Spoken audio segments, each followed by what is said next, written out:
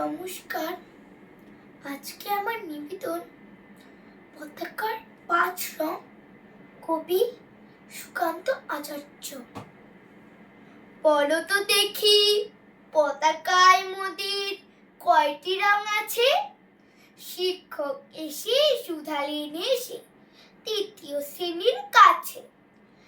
একসাথে মিলে সব ছেলে বলে চিৎকার করে জোরে, 3টে বর্ণ রয়েছে রাঙানো জাতীয় পতাকা জুড়ে। শ্রেণীর পিছনে বেঞ্চির কোণে শিশু ছিল এক বসে। পতাকার মাঝে 5 রং আছে, বলল সে মৃদু ভাষে। কথাটা শুনে বাকি শিশুগুলি হেসে খায় লুটোপুটি।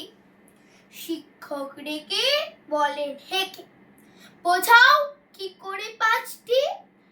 মাথা নিচু করে ভয়ার্ত স্বরে সরল শিশুটি বলে, উপরে গেরুয়া, মাঝখানে ছাতা, সবুজ আছে তার তলে, আর আছে আঁকা গোলাকার চাকা, নীল রং আছে এতে। শিক্ষক বললে, এটিকে ধরলে তবুও হচ্ছে 4টে। অবোধ শিশুটি বললে তখন, রং আছে আরেক, লাল লাল ছোপ দেখা যায় ওই পতাকার মাঝে।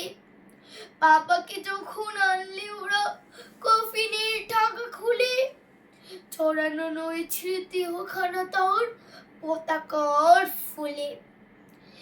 রক্তের দাগে ছিল লাল ছোপ ওই পতাকার মাঝে। ইনি মোট হলো 5টি, এবার তো ঠিক আছে? সরল শিশুটির জবাবখানি কাঁপিয়ে দিল বুক। অশ্রু এলো নয়ন ভরে, শুকনো হলো মুখ। আজও যারা দেশের জন্য করছে বলিদান, স্বাধীনতার শহীদ সম তাদের অমর প্রাণ। হয়েছে স্বাধীন, পেরিয়ে গেছে 70টি বছর। দেশ বাঁচাতে যাচ্ছে যে প্রাণ, রাখছে কি তার খবর? নমস্কার।